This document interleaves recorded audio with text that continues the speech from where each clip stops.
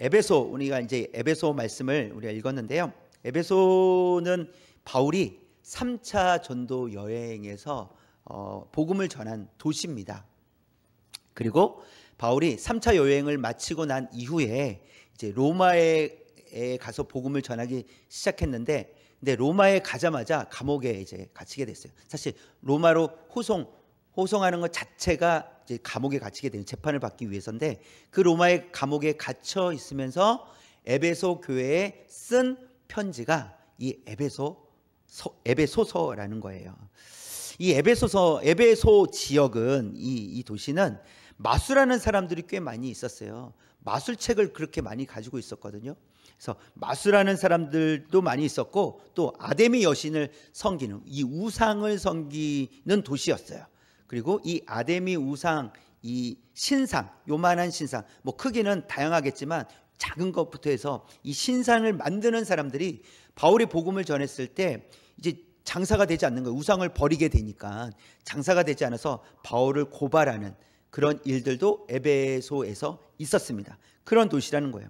이렇듯 에베소는 우상의 영향력이 강했던 그런 도시였습니다. 또 주술과 같은 마술이 성행했던, 관심을 가진 사람들이 많았던 그런 도시예요. 그렇다면 그런 도시에 복음이 들어가기가 쉽겠습니까? 어렵겠습니까? 어렵지 않겠습니까? 그런데 성경의 기록은 그럼에도 불구하고 하나님의 말씀이 강력히 역사하셨다, 이렇게 말씀하고 계세요. 사도행전 19장 20절에 있는 말씀이에요. 우리 검은 글씨만 읽으시면 돼요. 시작. 이와 같이 주의 말씀이 힘이 있어 흥왕하여 세력을 얻으니라. 분명히 에베소 지역은 우상이 강력하게 행사했던 지역이고, 또 마술, 주술과 같은 것들을 좋아했던 그런 지역이었음에도 불구하고 하나님의 말씀이 선포되었을 때 어떻게 되었습니까? 힘이 있어 흥왕하였다, 이렇게 되어 있어요. 세력을 얻었다, 힘을 얻었다, 이렇게 말씀하고 있습니다. 그렇다는 것은 하나님께서 은혜를 주시면 어떤 장애물이라도 뛰어넘게 될 줄 믿습니다. 그러니까 우리가 생각하기에는 오랫동안 다른 종교에 있었던 사람들을 만났을 때, 저 사람은 하나님을 안 믿을 것 같아. 왜냐하면 너무 평생을 불교에 몸담았었는데 예수님을 어떻게 믿겠어? 라고 생각할 수 있겠어요. 그러나 하나님 말씀이 선포되면 하나님께서 그의 마음을 변화시켜 주실 줄 믿습니다. 지금 에베소 지역이 그런 지역이었다는 거예요. 도저히 하나님을 믿을 수 없는 그런 지역이었어요. 그런 사람들이 아니었다라는 것이죠. 그럼에도 불구하고 말씀이 선포되었을 때 이 사도행전 19장에 있는 말씀처럼 말씀이 힘이 있어 사람들을 변화시켜서 하나님께로 인도하게 되었다라고 말씀하고 있다라는 것입니다. 바울은 이 에베소 이 교회에 편지를 보내면서 그 에베소 교회의 성도들을 향해서, 그 에베소 지역은 우상의 도시였습니다. 그리고 하나님의 은혜 바깥에 있었던 그런 도시였습니다. 여러분도 아시지 않습니까? 하나님, 이분 여러분들이 항상 기억하며 살아가야 됩니다 라는 의미로서 이 편지를 썼다라는 거예요. 그래서 여러분이 에베소 교회 성도들에게 여러분 항상 기억하십시오, 이것을 말씀하고 있는데, 오늘 읽은 말씀을 통해서 구체적으로 세 가지를 살펴보도록 하겠습니다. 첫 번째, 함께 읽겠습니다. 우리는 철저히 소외되었던 사람들이었습니다. 우리는 철저히 소외되었던 사람들이었다는 걸 기억하라는 거예요. 우리는 과거에 어떤 사람들이었습니까? 철저히 소외되었었다, 이겁니다. 이방인들, 그러니까 유대인이 아닌 이방인들이 두 가지 차원에서 소외되었었습니다. 두 가지 차원에서. 그 첫 번째는 유대인들로부터 소외가 되었었습니다. 그러니까 유대인들이 이방인들을 소외시킨 거죠. 소외시켰죠. 그래서 이방인들은 유대인들로부터 소외되었던 사람들입니다. 11절 말씀 볼까요? 11절 처음부터 시작. 그러므로 생각하라. 너희는 그때 육체로는 이방인이요 손으로 육체에 행한 할례를 받은 무리라 칭하는 자들로부터 할례를 받지 않은 무리라 칭함을 받는 자들이라. 뭔가 말이 어려운 것 같긴 하지만 이런 거예요. 할례를 행한 유대인들로부터 당신들은 할례를 받지 않았다, 이렇게 듣는 사람들이 듣는 사람들이라는 거예요. 이방인들이. 당신들은 할례를 받지 않았으니까 우리와 함께 할 수 없다, 이런 말을 들었다라는 것이죠. 유대인들은 이방인들을 취급하지 않았습니다. 그러니까 이방인들이 예루살렘 성전에 들어오는 것을 들어오지 못하도록 또 경고까지 했습니다. 우리 그림을 하나 볼까요? 그림을 보시면 이방인의 뜰이 있어요. 잘 안 보이실 수도 있어요. 너무 작아가지고 제 눈엔 잘 보이는데 이방인들의 뜰이 있어요. 이게 위에서 맨 아래 보면 검은 글씨가 이방인의 뜰이라고 되어 있어요. 그리고 거기에 바로 앞에 이 벽이 있는데 경고문이 부착되어 있어요. 경고문이 이방인과 부정한 자들에게 경고하는 경고문이 있었어요. 들어오면 사형, 이렇게 되어 있었어요. 들어오면 여길 넘어서는 순간 사형이다, 이렇게 되어 있었어요. 실제로 1871년에 1m 되는 돌판을 발견했는데 그 돌판에 실제로 이 경고문이 쓰여져 있었고 들어오는 자는 사형이다라는 그 경고문이 쓰여져 있었습니다. 그것이 발견이 되었습니다. 유대인들은 철저히 배타적이었어요. 선택받은 유대인들만이 구원을 얻고 이방인들은 구원을 얻을 수 없다, 이렇게 그들은 생각하고 있었어요. 또 이방인들이 어떤 생각을 가지고 있었냐면 유대인들이 어떤 생각을 가지고 있었냐면 이방인들이 성전 안에 들어오면 우리가 오염되고 부정하게 된다, 이 생각을 가지고 있었어요. 그렇기 때문에 이방인들을 성전 안으로 들어올 수 없다라고, 딱 저기까지만 들어올 수 있다, 이방인들이 들어올 수 있는 선은 저기까지다, 더 이상 들어오면 사형이다 라고 했다라는 것이죠. 이런 생각들은요 유대인이었던 제자들에게도 있었어요. 그래서 제자들도 이방인들에게 복음을 전한다는 것을 상상하지 않았어요. 상상도 못하고 있었어요. 즉 무엇을 말합니까? 이방인들은 유대인들로부터 철저히 소외되었었다라는 거예요. 이게 이방인들의 처지라는 것이죠. 이게 첫 번째고요. 두 번째는 하나님께로부터 소외되었다라는 거예요. 유대인들로부터도 소외되었지만 하나님께로부터도 소외되었다라고 말씀하고 있어요. 12절 말씀 볼까요? 12절 붉은 글씨만 읽겠습니다. 시작. 그리스도 밖에 있었고 하나님도 없는 자이더니, 이렇게 되어 있어요. 그리스도 밖에 있었다라고 얘기합니다. 하나님도 없는 자였다고 이야기해요. 여기서 보면 중간에 보시면 약속의 언약들에 대하여는 외인이요 되어 있어요. 그러니까 이 유대인들은 하나님의 약속의 말씀을 가지고 있는 자들이지만 이방인들은요 그 약속의 말씀조차도 없었던 자들이라는 거예요. 그래서 그리스도 밖에 있었고 하나님도 없는 자다, 이렇게 설명을 하고 있습니다. 그리스도 밖에 있었다라는 것은 결국 죄로 인해서 하나님과 끊어졌다, 이것을 말씀하고 있는 거예요. 죄 때문에, 아담과 하와가 지었던 그 죄 때문에, 그 죄로 인해서 끊어졌고, 그래서 그 끊어진 이후에 그리스도 밖에 있었고 하나님도 계속해서 하나님이 없었던 자들이다 라고 말씀하고 있어요. 또 뿐만 아니라 밖에 있었다라는 이 단어를 볼 때 이 이방인들은 더욱 멀리 떨어져 있는 자들이라는 거예요. 가까이 있지 않다라는 거죠. 말씀으로부터 멀리 떨어져 있는 자들, 구원으로부터 멀리 떨어져 있는 자들, 하나님의 은혜로부터 멀리 떨어져 있는 자들이라고 표현하고 있는 것입니다. 결국 이것은 절망적인 상태를 보여주고 있는 거예요. 이방인들의 절망적인 상태. 절망적인 상태란 희망이 없다라는 거예요. 아무런 소망이 없다라는 겁니다. 어떤 가능성도 없을 때 우리는 절망한다, 이렇게 표현하잖아요.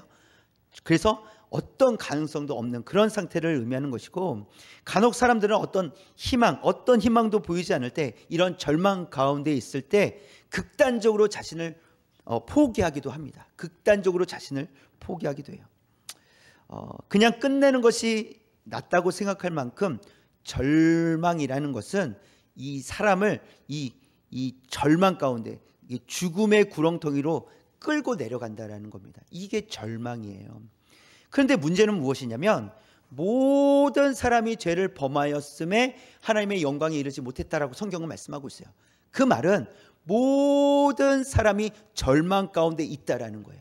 아무런 소망 없이 이 땅 가운데 살아가게 되었다라는 거예요. 하나님도 없고 그리스도 밖에 있었기 때문에 그렇게 말씀하고 있는 거예요.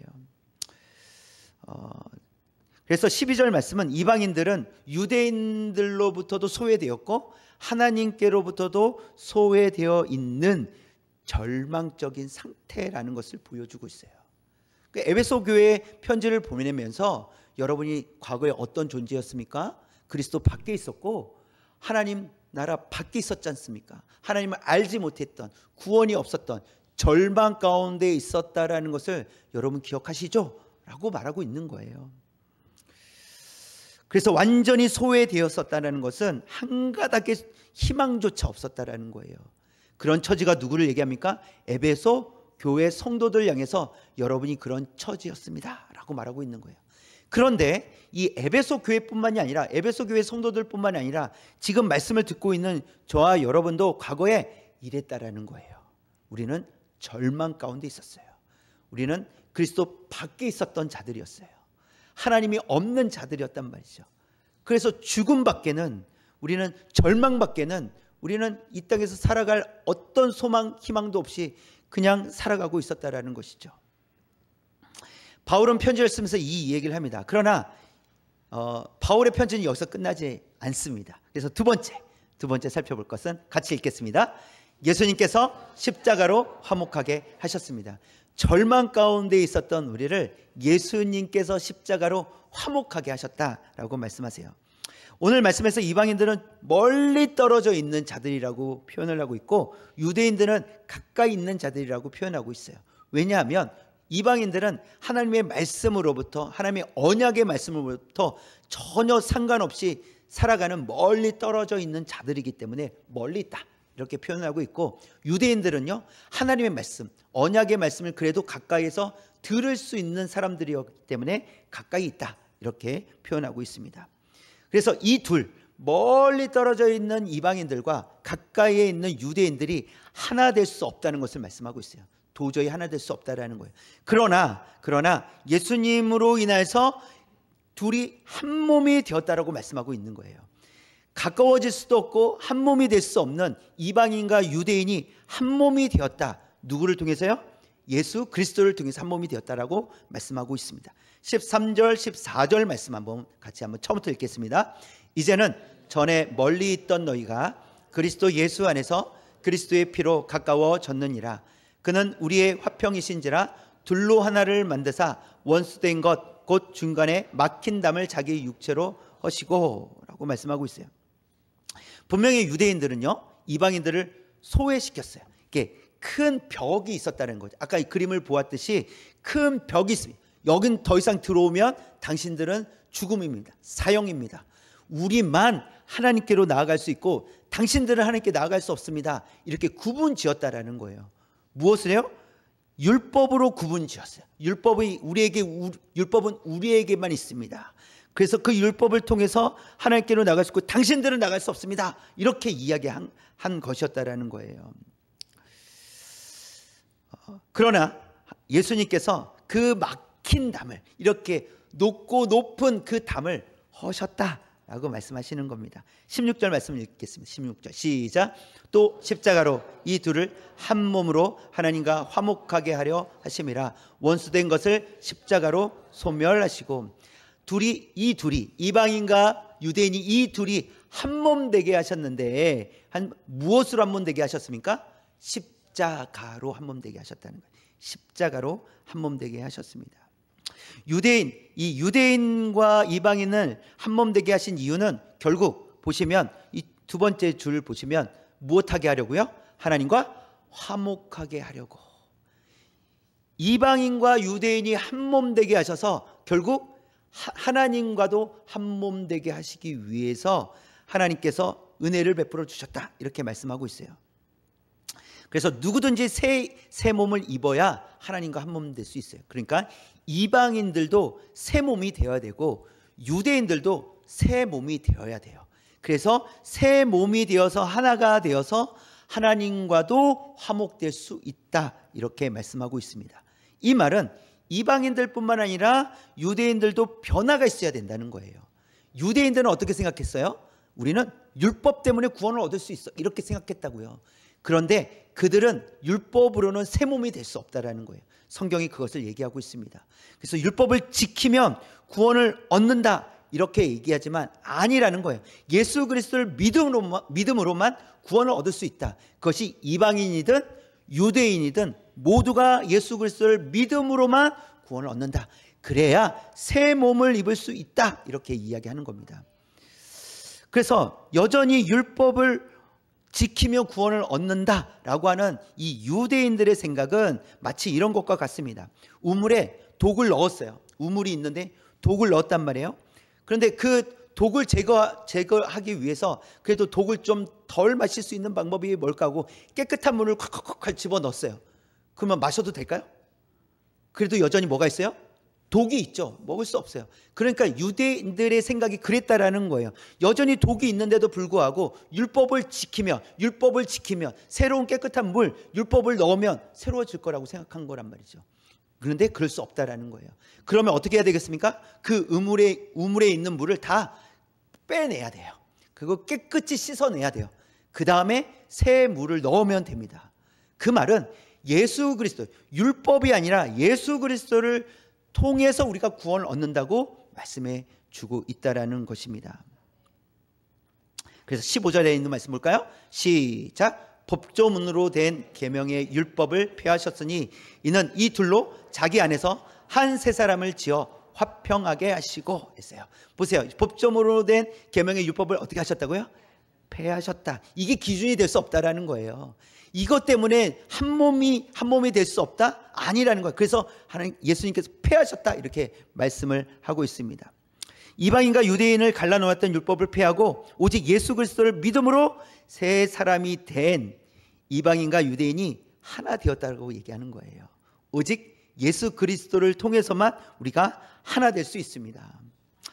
즉 예수님께서 십자가에서 죽으심으로 이방인들과 유대인들 사이에 있었던 이 율법 그리고 마음의 벽을 허무셨다라는 거예요.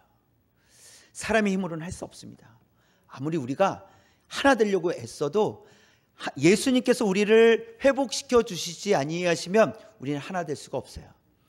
유대인들은 율법을 가지고 있었잖아요. 하나님의 말씀을 가지고 있었잖아요. 그럼에도 불구하고 그는 하나 될 수가 없었어요. 오히려 그 율법 때문에 막혀 있었다라는 거예요. 마음을 닫고 있었다라는 겁니다. 그러나 예수님께서 이 땅에 오셔서 우리 죄를 위해 십자가를 지시고 또 부활하심을 통해서 우리가 애쓰지 않아도 하나 되게 하셨다라는 거예요. 우리가 힘쓰지 않아도 그 은혜로 말미암아 하나 되었다라는 사실입니다. 하나님은 유대인과 이방인을 그래서 대등하게 여기셨다는 거예요.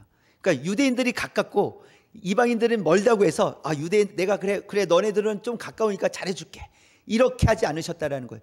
이방인들은 머니까 너는 좀 더 생각해볼게 이러지 않으셨다라는 거예요. 유대인이나 이방인이나 동일한 기준으로 사랑하셨습니다. 또 먼데 있었던 이방인들에게 또 가까이 있었던 유대인들에게 동일하게 먼저 찾아오셨다라는 거예요. 이방인들은 찾아와서 하나님을 찾은 게 아니에요.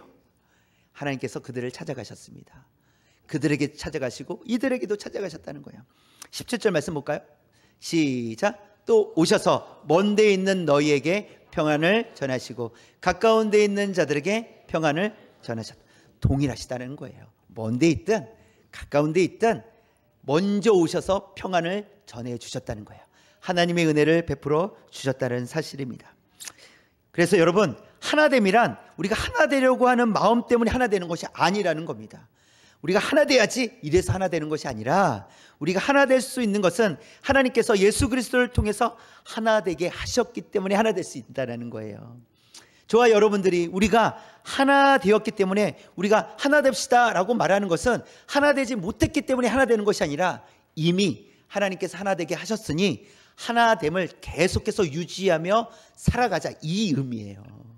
우리 하나 됩시다. 우리 교회는 하나 돼야 됩니다. 이것은 그동안 하나 되지 못했는데가 아니라 이미 하나님께서 우리를 하나 되게 하셨다는 거예요. 그리스도 안에서 하나 되게 하셨습니다. 그런데 우리가 부족해서 하나됨을 온전히 이루지 못하고 살아가고 있을지 모르겠죠. 그래서 우리는 하나 되기를 힘써야 되는 거예요. 더 건강하게 하나 될 수 있도록, 더 성숙하게 하나 될 수 있도록 우리가 더 힘쓰자는 의미에서 하나 됩시다 이렇게 말하는 거예요. 우리가 사실 힘쓰지 않아도 우리는 이미 하나 되었다는 거죠. 누구 안에서요? 그리스도 예수 안에서 우리는 하나 되었습니다. 그래서 우리는 한 몸으로 결국 하나님 앞에 나아갈 수 있게 되었다라는 거예요. 그래서 우리가 이제 한 몸 되었잖아요. 그래서 성령을 통해서 우리를 함께 하나님께로 나아가게 하셨다라고 말씀하세요. 하나님께로 나아가게 하셨다. 18절에 있는 말씀입니다. 18절 시작. 이는 그로 말미암아 우리 둘이 한 성령 안에서 아버지께 나아감을 얻게 하려 하심이라. 하나님 아버지께 나아가게 되었다라는 것인데, 그러면 우리가 하나님 앞에 나아가서 무엇을 합니까? 예배드리잖아요. 우리가 한 몸으로 하나님 앞에 나가서 함께 예배드리는 거예요. 하나님을 영화롭게 하는 거예요. 전에는 죄인이었을 때는 하나님 앞에 나아갈 수도 없었고 나아갈 수 없는 자들이었지만, 이제는 새 사람을 입었기 때문에 하나님의 은혜의 보좌 앞에 담대히 나아가게 되었다라는 사실입니다. 그리고 우리가 함께, 우리는 각자 다르고 삶이 다르고 생각도 다르지만 우리가 함께 한 몸이 되어서 한 하나님을 향해서 나아가게 되었다라는 사실입니다. 결국 하나님께서는 예수 그리스도를 통해서 우리를 서로 화목하도록 만들어 주셔서 우리가 함께 하나님 앞에 나가서 하나님과 더불어 화목을 누리게 하셨는 줄 믿습니다. 그래서 이 사실을 우리가 기억하고 살아가야 돼요. 내가 하나됨을 힘쓰는 것이 아니라 이미 하나되게 하셨사오니, 하나님 이 하나됨을 계속해서 유지하고 더 건강하게 하나 될 수 있도록 살아가는 우리 공동체 되게 하여 주옵소서. 그렇게 기도하는 저와 여러분 되시길 주님의 이름으로 축원합니다. 자, 그래서 세 번째, 그렇다면 하나님 우리에게 어떤 삶을 원하실까? 어떻게 살기를 원하실까? 세 번째 시작. 예수님 안에서 함께 지어져 가라고 하십니다. 예수님 안에서 앞으로 계속해서 지어져 가라고 말씀해 주고 계십니다. 21절에 있는 말씀이에요. 시작. 그의 안에서 건물마다 서로 연결하여 주 안에서 성전이 되어가고. 하나님께서 우리를 한 몸 되게 하셨으니 우리는 그리스도 안에서 이제 연결될 수밖에 없다라는 거예요. 이게 방금 전에 말씀드렸던 것과 마찬가지예요. 우리를 한 몸 되게 하셨으니 예수님과 연결되는 것은 당연하다라는 것, 당연히 연결될 수밖에 없다는 것이죠.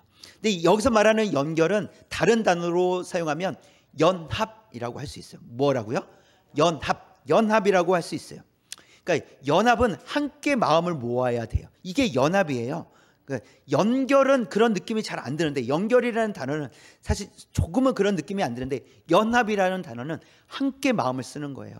여러분 줄다리기를 한다고 생각을 해보세요. 줄다리기 하면 천군과 백군이 있죠. 그러면 나는 천군이에요. 그러면 여기서 이제 줄을 땅 하면 줄을 당겨야 되잖아요. 그러면 어떻게 하죠? 줄다리기 할 때 어떤 소리를 냅니까?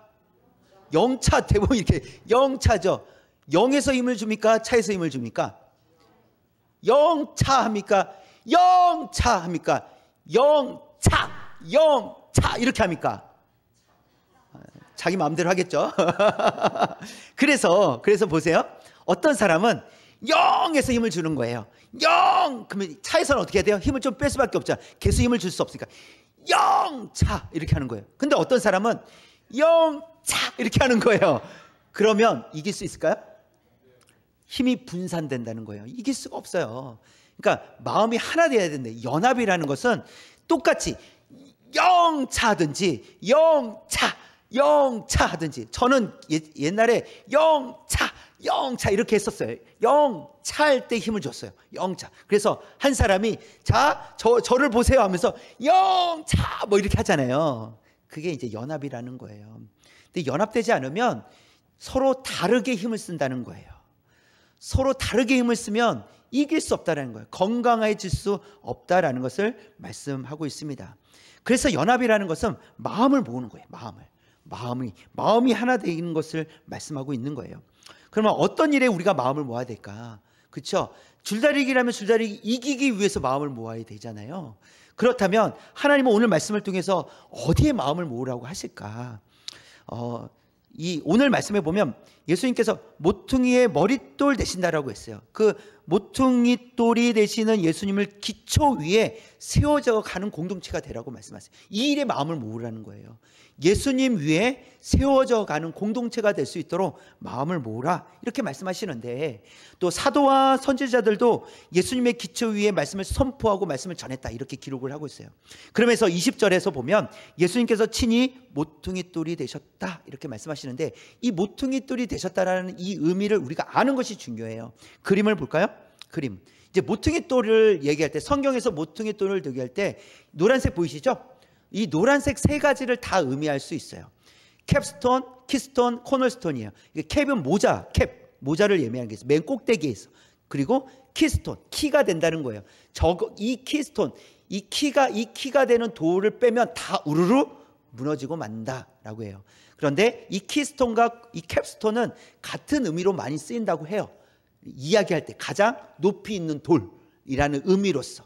그래서 이게 핵심 돌이다라는 거예요. 이게 없으면 무너진다. 또 코너스톤, 이거 이제 머릿돌이라고 하죠. 건물의 머릿돌이 있잖아요. 뭐라고 쓰죠? 대부분 보니까 날짜가 나와요. 몇 년, 몇 월, 며칠, 설립, 건립 뭐 이렇게 돼 있어요. 또 어떤 머릿돌에는 이 건물이 어떤 의미로 지어져 있는지도 이렇게 쓸 때가 있어요. 그렇죠? 그러니까 이 건물이 왜 지어졌는지의 이 중요성을 이 머릿돌에 기록을 해놓는단 말이에요. 그러니까 그만큼 머릿돌이 중요하다라는 거예요. 그리고 핵심을 얘기하는 거예요. 가장 중요한 돌이라는 것을 얘기하고 있는 거예요. 그렇다는 것은 이 키스톤, 캡스톤, 코너스톤이 누구시라는 거예요? 예수님이시다라는 거예요. 예수님이 없으면 와르르 무너지고 만다라는 거예요. 여러분, 예수님께서 베풀어 주신 은혜가 없으면 그 공동체는 무너지기 쉽습니다.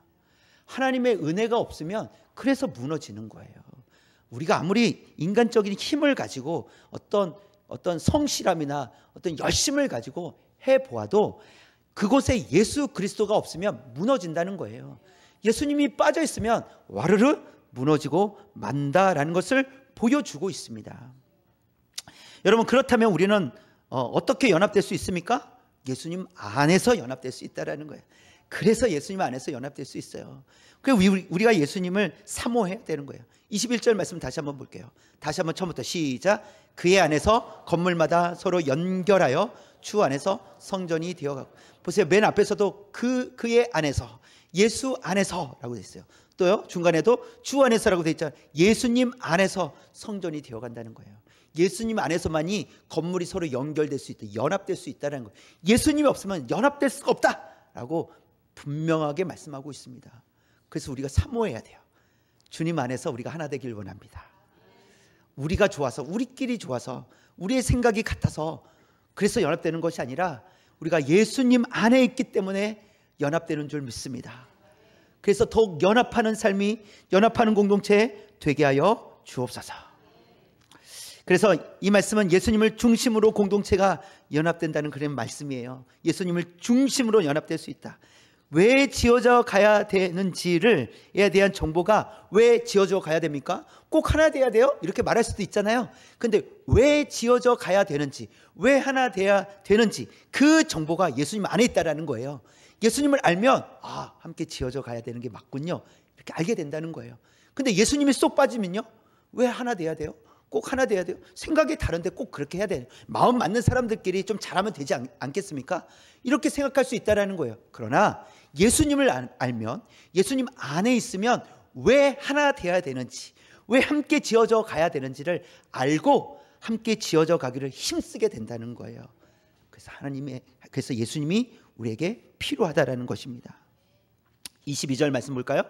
시작. 너희도 성령 안에서 하나님이 거하실 처소가 되기 위하여 그리스도 예수 안에서 함께 지어져 가느니라. 그리스도 예수 안에서 함께 지어져 갑니다. 누가 거하실 처소가 되기 위해서요? 하나님이 거하실 처소가 되기 위해서. 여러분 생각해 보십시오. 하나님께서 우리 공동체에 오셨는데 여기는 좀 마음이 불편하구나 이러시면 될까요? 안 될까요? 안 되잖아요. 근데 하나님께서 오셔갖고 우리 공동체에 머무르시면서 여기만 오면 마음이 편하다. 저쪽 교회 갔더니 마음이 너무 불편하더라. 그런데 이 목양중앙교회 오니까 마음이 너무 편하다. 그 말은 무엇이냐면 우리가 하나 되었기 때문에 그래요. 우리가 하나 된 모습이 있기 때문에 하나님께서 기뻐하신다는 거예요. 그래서 예수님 안에 있을 때 우리가 하나 되어서, 한 몸 되어서 하나님께서 거하실 처소로 준비되어져 간다는 거예요. 언제든지 하나님께서 오셔서 여기만 오면 내가 편해, 내가 3박 4일 동안 여기 머물다가 해야 되겠구나, 이렇게 하신다는 거예요. 이렇게 하신다는 거예요. 그런 은혜가 저와 여러분들에게 있기를 원합니다. 하나님은 우리가 연합되기를 원하세요. 그래서 연합되기를 원하세요. 하나님께서 거하실 이 성전으로 함께 지어져 가기를 원하신다는 거예요. 하나님께서 거하실 처소. 그 말은 우리는 이제는 먼데 있는 자들이 아니라 가까이 있는 자들이 되었어요. 그렇죠? 그러면 여전히 먼데 있는 자들이 있어요. 그럼 그들을 어떻게 해야 되겠습니까? 우리가 그들과 연합되기를 힘써야 된다는 거예요. 우리끼리만이 아니라 그들이 당신들은 들어올 수 없습니다 라고 했던 그 유대인처럼 되지 않도록 우리가 그들을 초청하고 그들을 만나고 하나님께로 인도할 수 있는, 우리는 가까이 왔으니 그들을 하나님께로 더 가까이 갈 수 있도록 그렇게 인도할 수 있는 그런 하나님의 자녀들이 되어야 된다라고 말씀해 주고 있습니다. 우리 교회가 36년을 지내온 것은 하나님의 전적인 은혜입니다. 사실 저는 몇 개월 되지 않았습니다. 제가 수고한 게 하나도 없어요. 여기 계셨던 분들이 수고하셨습니다. 여러분들이 수고하셨죠. 여러분들이 교회를 지키셨습니다. 그런데 하나님의 은혜 없이는 할 수 없었다라는 거예요. 하나님께서 우리 교회를 지켜주셨는 줄 믿습니다. 또 앞으로도 하나님께서 지켜주실 줄 믿습니다. 그렇다면 36년 동안 지켜주신 하나님께서 우리 교회를 통해서 무엇을 원하실까? 우리 교회를 통해서 무엇하기 원하실까? 예수님께서 하나 되어, 예수님 안에서 하나 된 공동체, 건강한 공동체를 이루었으니 이제는 우리도 소외된 사람들에게 화목을 전하는 그런 교회가 되기를 원하신다는 겁니다. 36년 우리가 우리 교회를 생일을 우리가 축하하면서 우리는 무엇을 생각하며 나아가야 될까? 그냥 36년 너무 좋아, 여기서 끝내야 될까? 아닙니다. 하나님의 그 은혜를 기억하고 우리가 멀리 있었던 이방이었던 우리가 이제 가까이 왔으니 여전히 멀리 있는 이방인들, 그들을 품고 기도하는, 그들이 하나님과 화목될 수 있기를, 우리가 그들과 하나 되기를 힘쓰는 그런 우리 목양 중앙교회가 되시기를, 또 저와 여러분 되시기를 주님의 이름으로 축원합니다. 기도하겠습니다. 사랑의 하나님,